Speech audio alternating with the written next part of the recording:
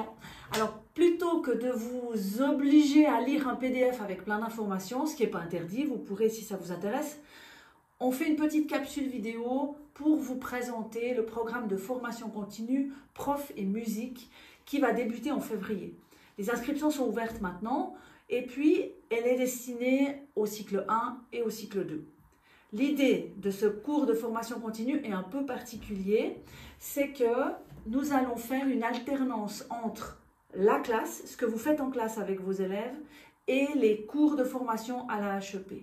C'est-à-dire que vous allez choisir un sujet, par exemple la body percussion, ou l'accompagnement mélodico-rythmique d'une chanson par la classe, ou alors ça pourra être d'apprendre à chanter une chanson, simplement comment on peut améliorer la technique vocale, de chanter à deux voix, etc. Vous choisirez le sujet qui vous intéresse. Parmi toutes nos propositions, il y en aura bien assez. Ensuite, vous allez en classe, vous faites une leçon de musique, normalement dans votre cadre habituel, et nous, on va venir filmer.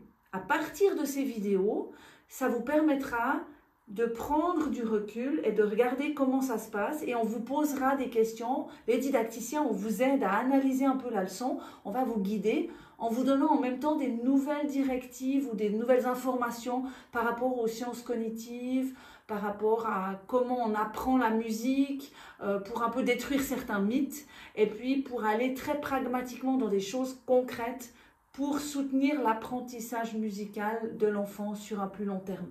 Donc l'idée c'est qu'on vient filmer, ensuite on fera ces 2 premiers séminaires, S1, S2, qui ont lieu à la HEP. Tous les enseignants inscrits viennent, se retrouvent et on fait un partage de pratiques, on discute, qu'est-ce qu'on peut améliorer, etc. Et nous, on vous guide, nous serons 3 didacticiennes de la musique. Ensuite, au 2e séminaire, vous allez préparer la leçon, affiner, aller plus loin dans la préparation de leçon. Et puis, vous allez la tester encore une fois dans votre classe avec des précisions. Et là, vous pourrez à nouveau filmer. Donc, nous, on vient, vous ne vous inquiétez pas de tout ça, on vient simplement faire une capture vidéo. Et puis après, on refait le travail où là, on va préparer plusieurs leçons pour avoir la notion de progression musicalement, comment on peut améliorer la progression musicale et comment on évalue, on utilise l'évaluation comme un outil formateur. Et vous aurez une 3e expérimentation à faire avec votre classe sur un peu plus long terme. Et on reviendra éventuellement, ça c'est encore à discuter, refilmer une 3e fois, pour enfin, dans les 2 derniers séminaires, extraire d'une part ce que vous avez appris, ce que vous avez retenu qui est essentiel dans tout ce processus. Deuxième chose, c'est d'en tirer des extraits, des exemples de leçons qui pourraient être utiles à d'autres si vous voulez le partager. Et 3e, c'est de revoir un peu les fondamentaux de la musique, quelles sont les compétences qu'on doit développer chez les enfants, à quel degré au cycle 1, qu'est-ce qu'on fait au cycle 2, donc c'est lié à un référentiel de compétences. Et on vous donnera tous ces outils au fur et à mesure par la pratique. Donc c'est vraiment une pratique analyse dans lequel vous serez guidé avec Anne-Christine Setou et Adeline Mello et moi-même.